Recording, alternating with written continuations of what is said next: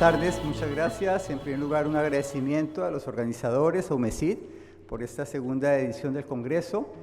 Pues realmente es muy agradable cuando se empieza a ver este tipo de eventos de manera reiterada, y creo que ya tener esta segunda edición con esta gran participación, presencia, pues es un buen signo de que realmente es un evento que se está consolidando. Entonces, muchas gracias. Bueno, me invitaron a que hiciera una presentación sobre el tema de la vinculación, la participación de las universidades en el desarrollo de los ecosistemas de innovación, de los procesos de innovación. Permítanme, probamos acá esto, que no funciona. Bueno, y voy a tratar, pues sabemos que los tiempos han estado un poquito apurados el día de hoy, entonces trataremos de sintetizar en el menor tiempo posible, pues una presentación que no busca ser exhaustiva, sino realmente compartirles a ustedes los resultados de una experiencia que hemos venido teniendo en los últimos 5 años a través de la Organización Universitaria Interamericana, ¿sí? Ok, perfecto.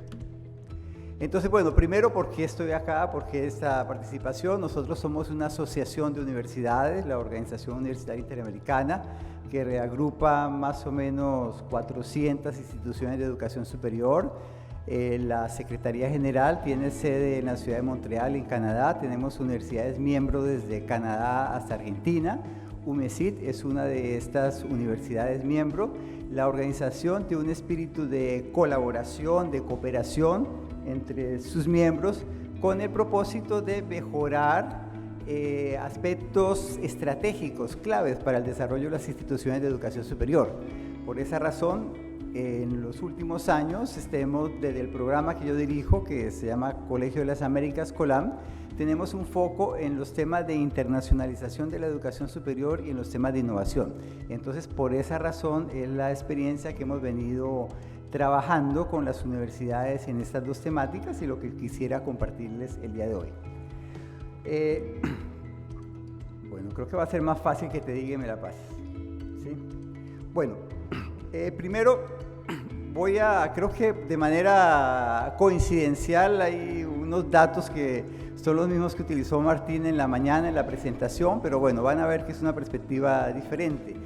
Primero, bueno, sí hablamos de que el mundo está cambiando, ¿sí? Es decir, acá son datos del 2018, un survey del 2018, más o menos 7.500 millones de habitantes en el planeta, con un 53% de acceso al Internet, con una presencia cada vez más grande en cuanto a dispositivos móviles, o sea, realmente una penetración increíble que se ha producido en el último decenio, ¿sí? Bueno, pero el mundo no está cambiando, es que el mundo ya cambió, ¿sí? Acá estos datos que creo que son la misma encuesta similar a la que utilizó Martín el día de hoy, pero quería mostrarles lo siguiente. Acá hay una tabla donde muestra el top 5 de las principales compañías que invierten en publicidad, ¿sí? Si ustedes ven, en el año 2016 teníamos una petrolera, teníamos General Electric, teníamos un banco. Después, en el 2011, ustedes ven, ahí había una petrolera, había otra vez un banco, empezaban a aparecer las primeras compañías de tecnología, pero con los datos del 2016, las 5 principales compañías que invierten en publicidad en el mundo son compañías que tienen que ver con tecnología, ¿sí? Son compañías de base tecnológica. O sea, tenemos a Google, tenemos a Facebook, tenemos a Amazon, tenemos a Apple, por supuesto, son las 5 compañías que más invierten en publicidad, ¿sí? Entonces, realmente hemos visto que en los últimos años ha habido una transferencia, hay un movimiento dentro de dónde están las principales compañías. O sea que realmente el mundo digital es un mundo que se está imponiendo en el mundo de los negocios, ¿sí? Entonces, por eso decimos que efectivamente el mundo ya cambió. Y estas son compañías que tienen un fuerte componente de innovación. Estas son compañías que han desarrollado fuertes procesos de innovación, de productos, de servicios, de modelo de negocio, etc. Entonces, en ese contexto, es que quisiéramos ver el tema de la evolución de los ambientes de innovación, ¿sí?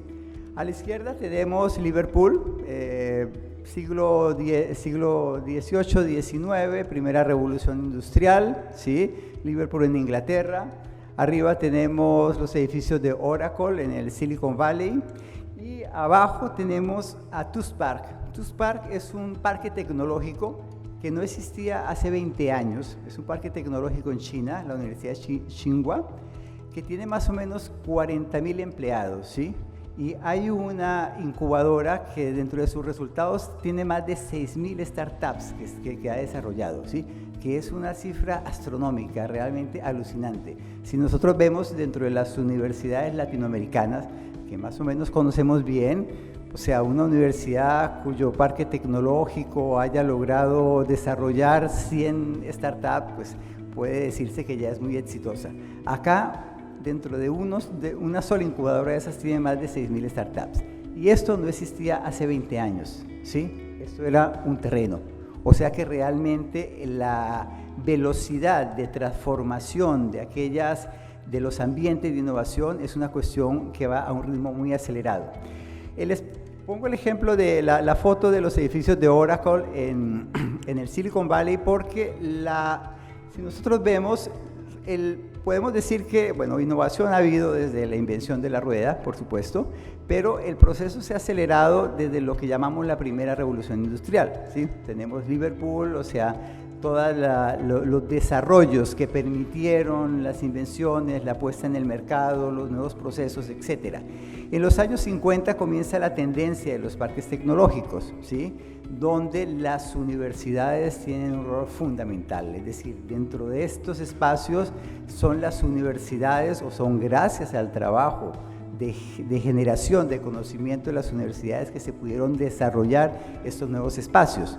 Tuvieron un gran auge durante los años, bueno, en Latinoamérica la ola de los parques tecnológicos es relativamente reciente, de los años 80, ¿sí? Y con una idea que es más o menos lo que vemos acá en ese ejemplo del Tufts Park, que es el parque tecnológico como un espacio, ¿sí? Como un espacio que comparten centros de investigación o centros productores de conocimiento con empresas que necesitan esos conocimientos en la perspectiva de que se genere una sinergia, ¿sí? Y dentro de esa perspectiva se desarrollaron muchos parques tecnológicos, primero en una perspectiva de los parques industriales, obviamente que la idea es poder aprovechar compartir espacios geográficos para optimizar la utilización de recursos.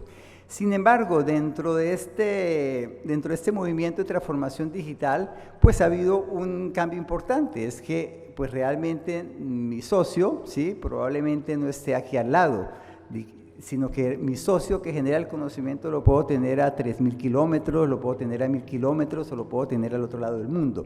Entonces ya la ubicuidad geográfica cobra menos importancia. Y en ese contexto se ha desarrollado también o ha venido evolucionando lo que conocemos ahora como ambientes de innovación, ¿sí? Y vemos que hay una tendencia de lo que llamaríamos los parques científicos y tecnológicos a los ecosistemas de innovación, ¿sí? En primer lugar, porque hay unos nuevos ajustes, hay un nuevo entorno de innovación, es decir, la innovación ya no se produce dentro de un espacio geográfico, sino realmente la innovación se produce por la interacción de diferentes componentes, de diferentes actores, de diferentes condiciones, ¿sí? Entran nuevos protagonistas dentro de los procesos de innovación, o sea, ya los generadores de conocimiento no son solamente las universidades, ¿sí?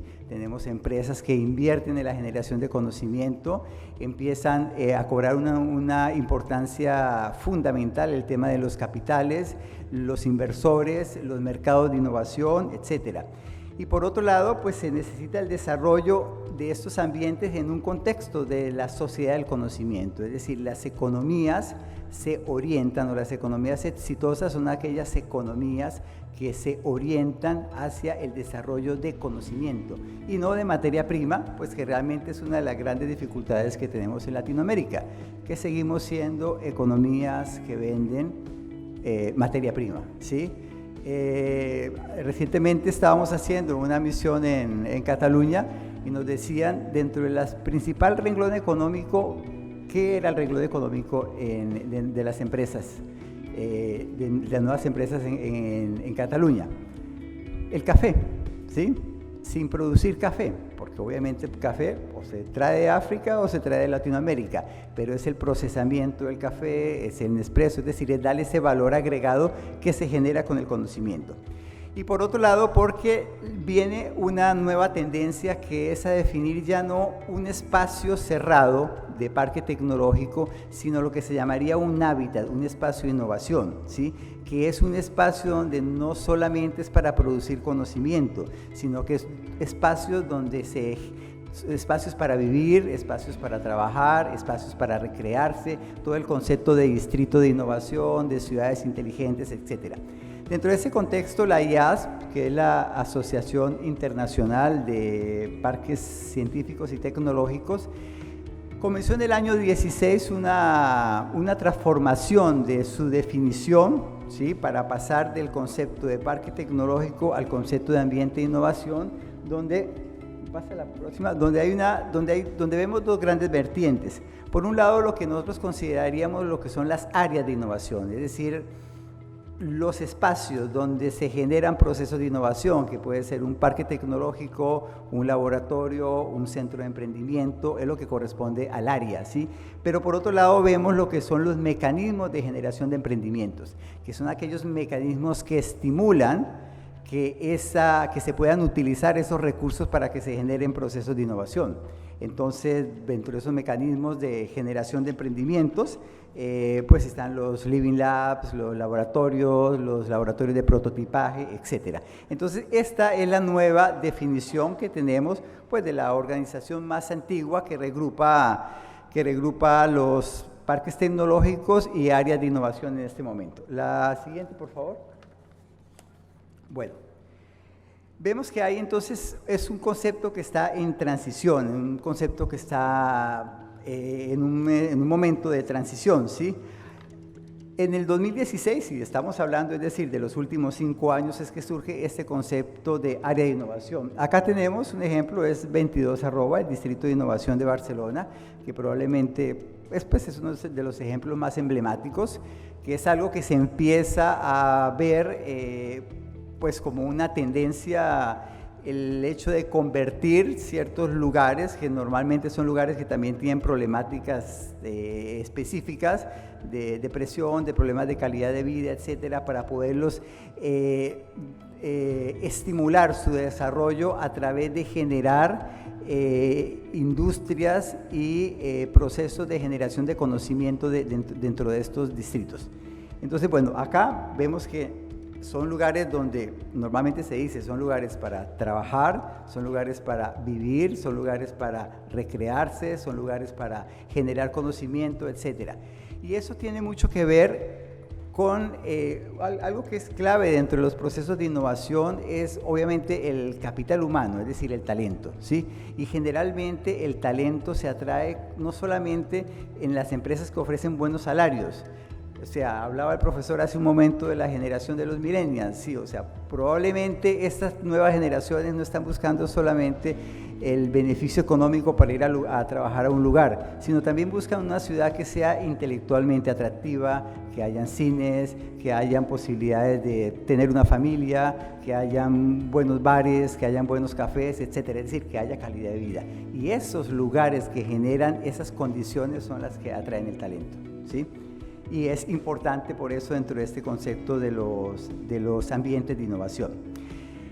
Ahora bien, los ambientes de innovación no son fortuitos, es decir, los ambientes de innovación no surgen por generación espontánea, sino que realmente son procesos sistematizados y que tienen características muy específicas. Por un lado, tienen procesos de planificación estratégica, o sea, son lugares planificados o donde hay un gran componente de planificación, donde hay una gestión de los espacios, ¿sí? Donde se ofrecen servicios tanto a las empresas que se establecen, a los centros de investigación, universidades, es decir, donde hay un pool de servicios que puede soportar estos espacios, donde hay espacios para el networking, es fundamental, es decir, bueno, se empieza a hablar mucho ahora de los procesos de innovación abierta, es decir, la innovación no solamente se produce dentro de un centro de investigación, sino que necesita, y realmente cualquier iniciativa que quiera contemplar procesos de innovación necesita ir a mirar qué es lo que está pasando afuera, quiénes están liderando los procesos, dónde está el talento, dónde se está generando, etcétera. Entonces tienen que tener un gran componente de comunicación, de marketing y de relacionamiento, ¿sí? La siguiente. Perdón, vamos un poquito de calados acá con esto. Bueno, desde hace ya, desde el 2005 creo que se acuñó el término de la triple hélice, que es pues, bastante conocido a través de los trabajos de ESCO-WIS, donde considera que los tres principales componentes, actores de los procesos de innovación son, pues por un lado, la academia, ¿sí?, que es la que provee educación, provee investigación, provee conocimiento.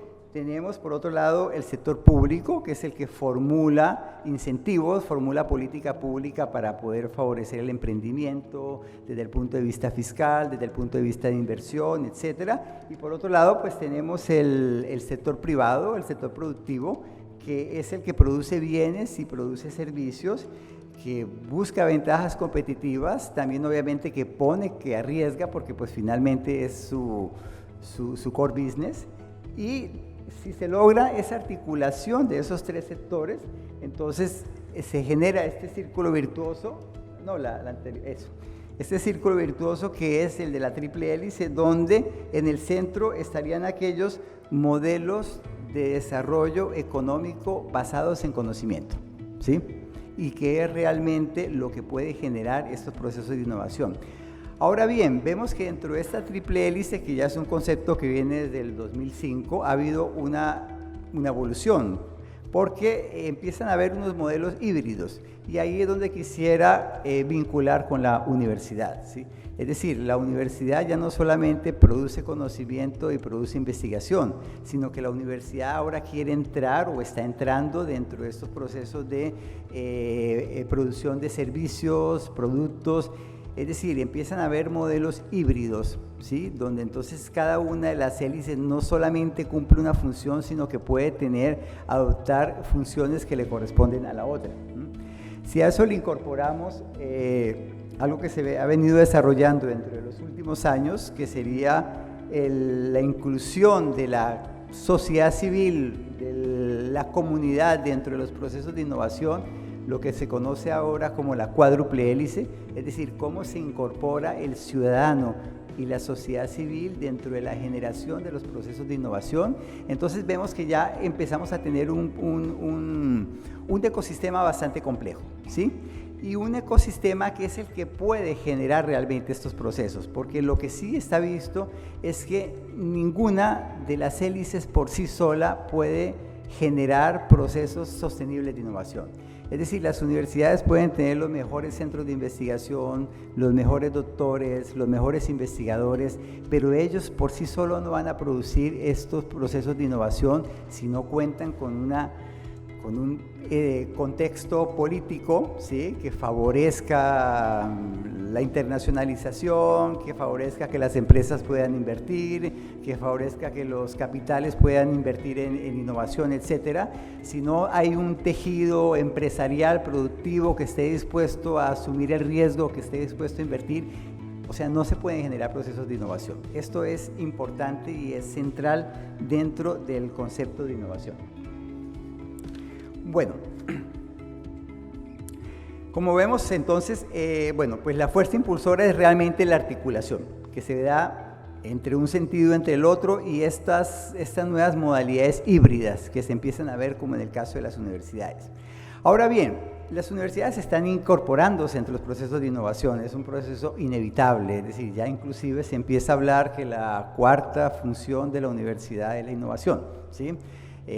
Bueno, algunos todavía consideran que es una función que está vinculada con la extensión o con la transferencia de tecnología, pero bueno, ya es un proceso irreversible, es decir, ya las universidades lo hacen algunas motivadas por una búsqueda de beneficio económico, ¿sí? Es decir, tengo un conocimiento que puedo valorizar y del cual puedo obtener un beneficio.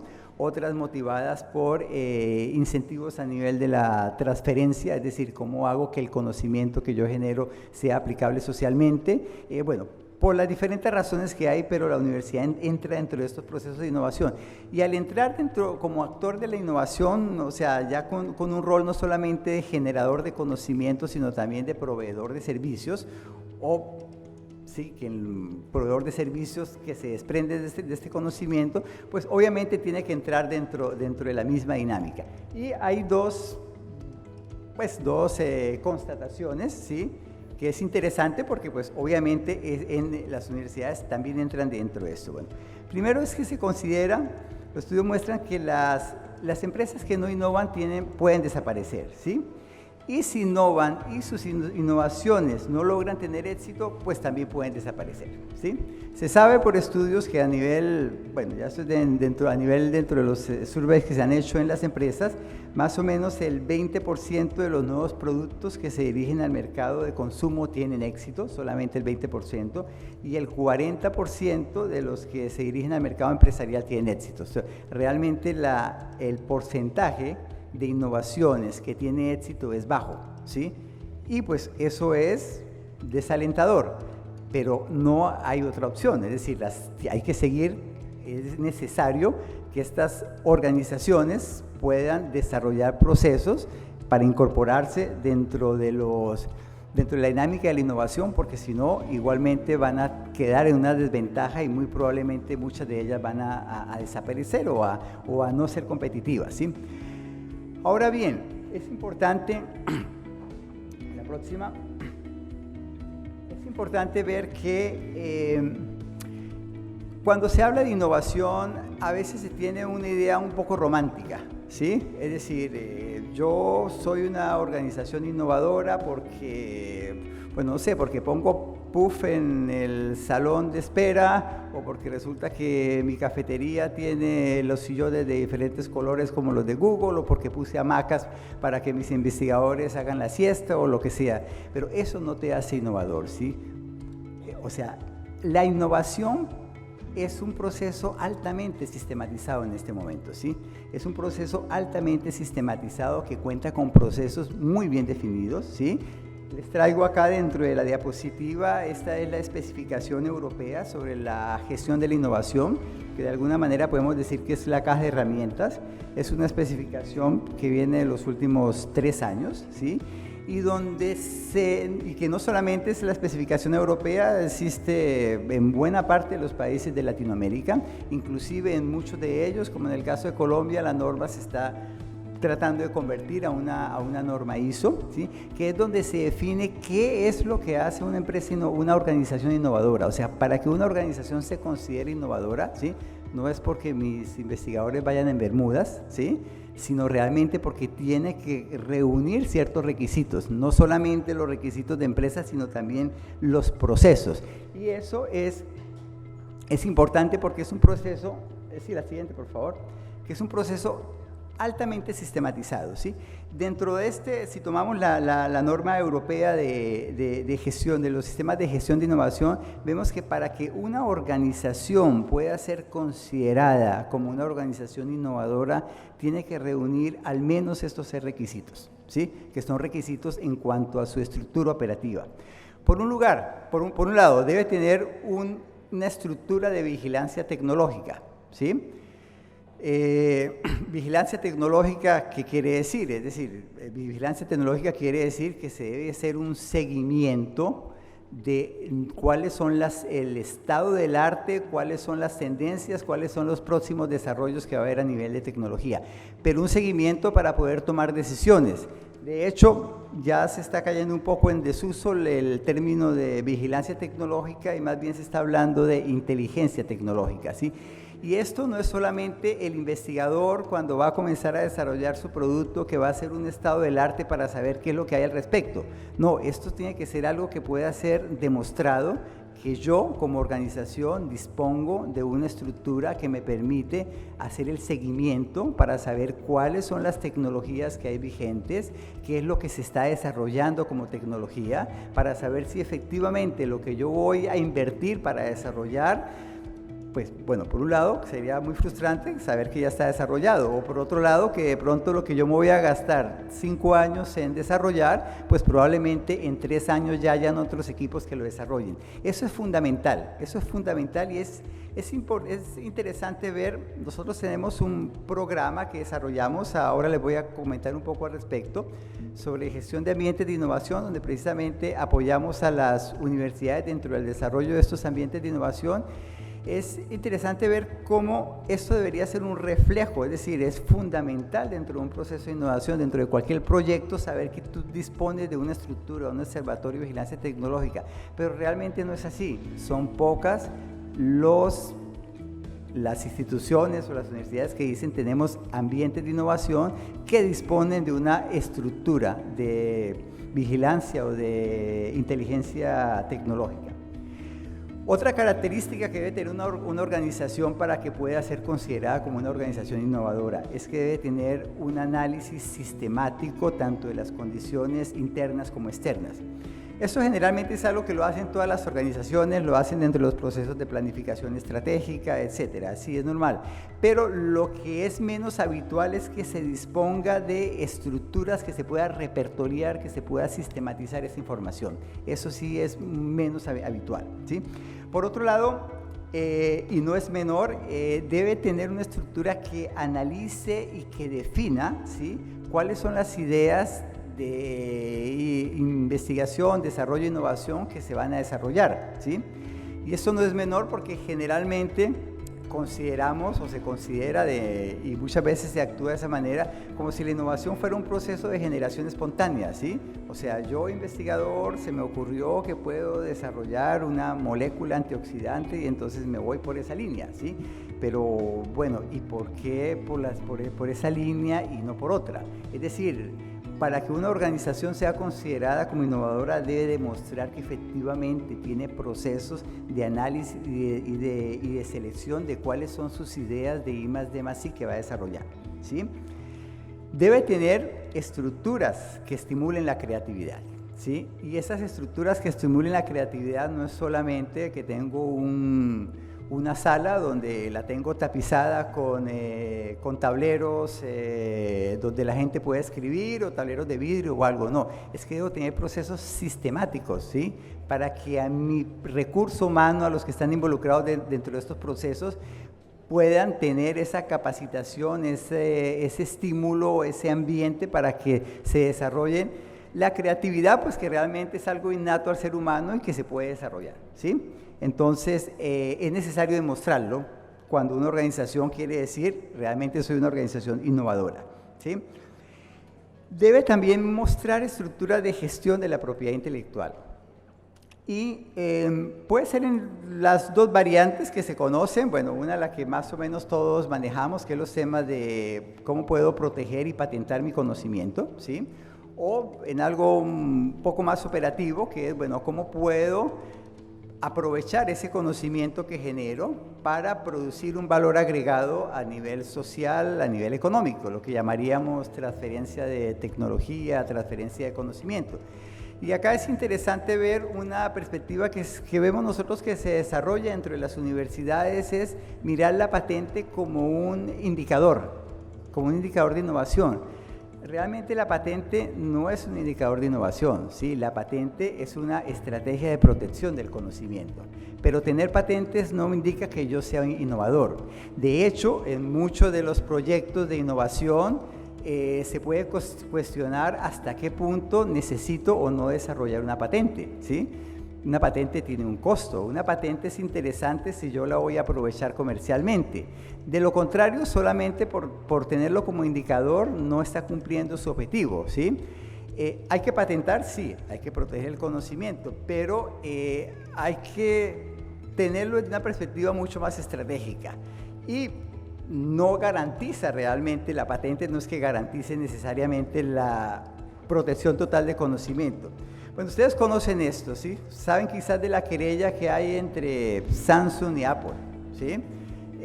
Apple sí puso ante los tribunales a Samsung por la utilización indebida de 4 patentes, una de ellas el táctil de las pantallas.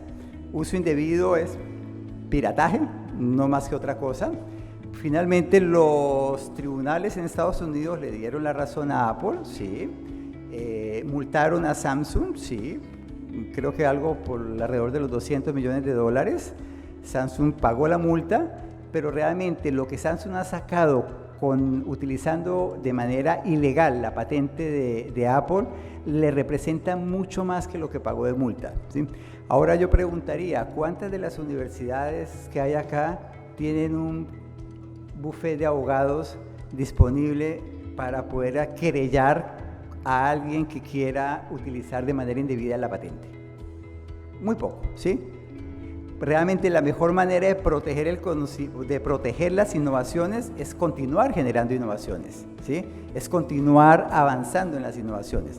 Pero hay que proteger el conocimiento, sí, por supuesto que hay que protegerlo, hay que incluirlo como una cultura organizacional, pero también como una estructura de apoyo a la generación de conocimiento, ¿sí? Y un último punto dentro de estos que establece la especificación europea sobre la gestión de la innovación es el tema de alianzas estratégicas e internacionalización. Realmente ningún proyecto de innovación podría ni siquiera comenzar, ni siquiera pensarse si no es en una perspectiva de internacionalización. Es decir, aunque mi proyecto, aunque yo esté buscando que mi mercado, digamos, lo que estoy desarrollando tiene un mercado muy local, no va a salir de mi barrio, ¿sí? Pero realmente el conocimiento, los desarrollos, las tecnologías, etcétera, es necesario buscarlo por fuera, ¿sí? Y por otro lado, uno de lo que debe proveer estas estructuras de vigilancia y de inteligencia estratégica no es solamente el estado del arte, sino es realmente dónde están los socios estratégicos que yo quiero, ¿sí? Porque si yo pienso que mi mercado se va a quedar solamente en el barrio, pues muy probablemente mi producto tenga una vida útil muy corta, ¿sí? Necesito pensar cómo voy a ampliarlo, y eso solamente se hace a través de alianzas estratégicas y solamente se hace pensando que realmente los procesos de innovación tienen un fuerte componente de internacionalización, ¿sí? Entonces, bueno, ¿qué quiero decirles con esto? Bueno, que la innovación no es una cuestión visceral, no es una cuestión de sentarme debajo de un árbol a ver si me cae una manzana y de pronto se me despierta la intuición.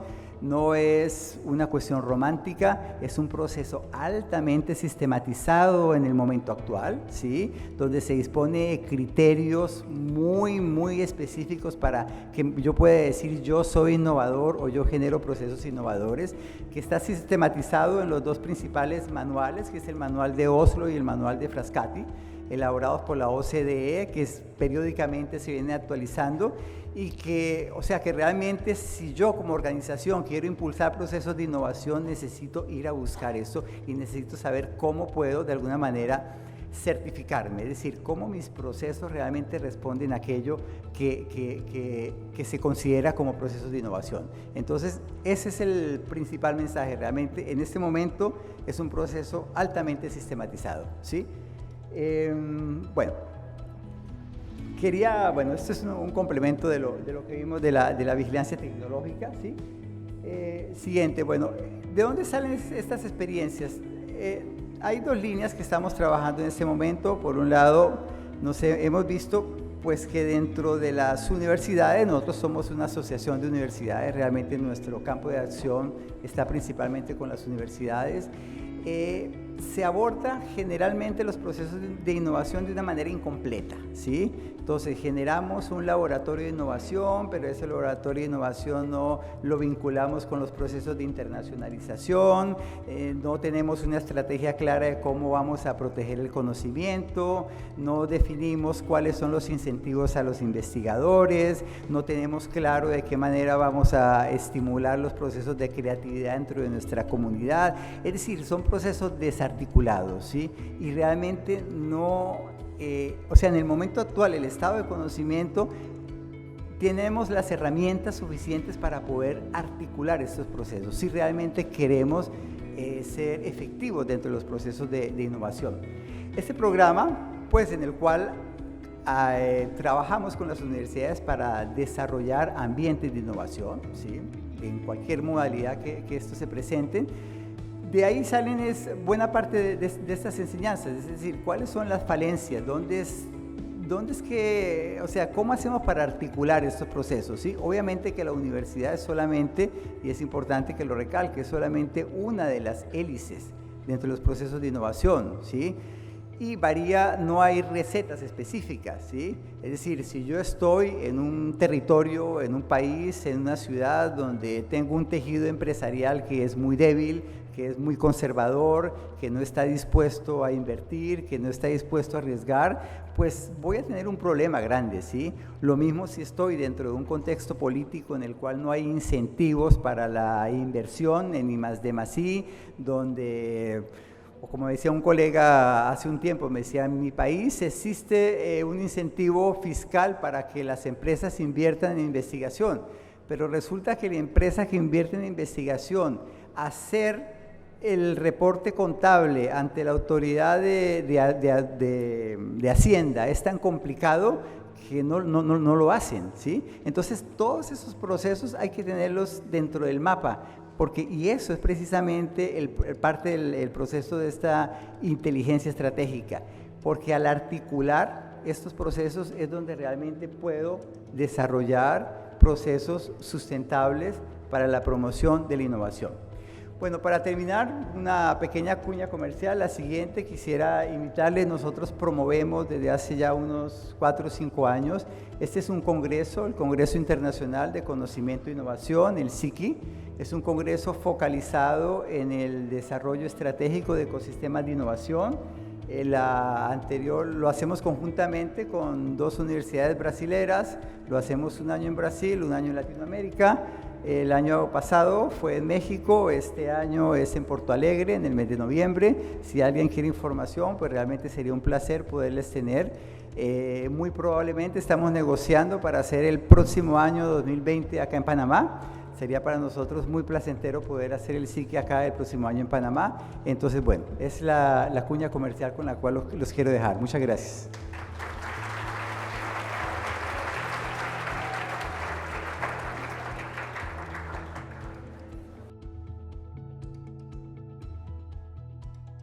Bueno, una pregunta. Muchas gracias, doctor Fernando Daniels. ¿A quiénes más benefician las TICs? Es a un reducido grupo económico dominante. A quienes más benefician las TIC es a un reducido grupo económico dominante. ¿Cómo democratizar estos servicios para que aporten al desarrollo humano más allá de brindar comodidad?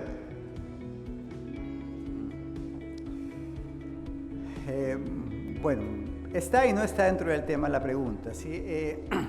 Quizás la contribución que podría hacer a la pregunta es lo siguiente, que podría ser interesante para complementar la presentación.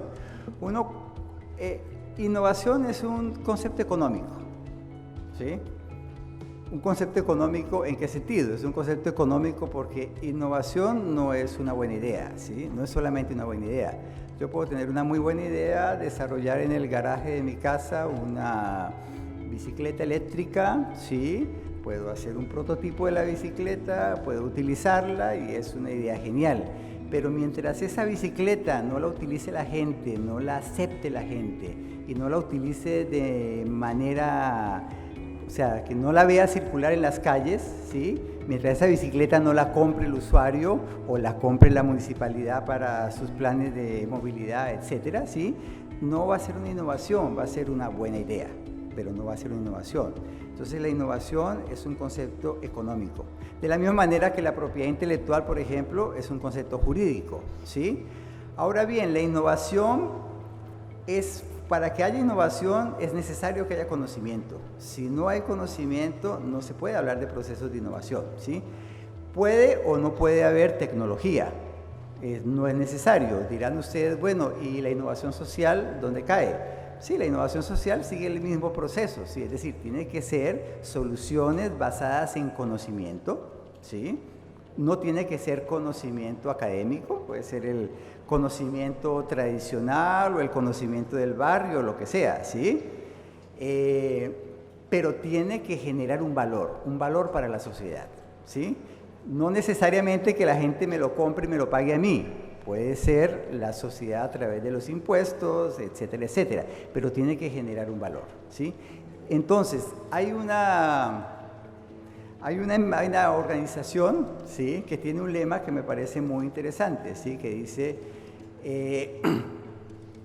innovación, pero no solamente tecnológica, ¿sí? Es decir, puede o no puede tener, generalmente tiene un componente tecnológico, ¿sí?, pero no necesariamente, ¿sí?, basada en conocimiento, pero no necesariamente académico, es decir, el conocimiento es el que tenemos todos, ¿sí?, y que produzca un valor, pero no solamente económico, ¿sí?, tiene que producir un valor social. En ese contexto es donde veo yo que sí, realmente la innovación puede favorecer la democratización del conocimiento. No tanto la democratización desde una perspectiva demagógica, ¿no?, sino realmente cuál es el valor que se le transmite a la sociedad, o sea, en qué mejora la calidad de vida, en qué mejora el usuario, ¿sí?, en qué mejora las comunidades. En ese sentido, sí, los procesos de innovación, que tengan o no tengan tecnología, ¿sí?, pero siempre deben tener conocimiento, si no, no se podría llamar innovación, puede ser un emprendimiento, lo que sea, pero no sería innovación. En ese sentido sí va a disminuir esa brecha que habla la pregunta.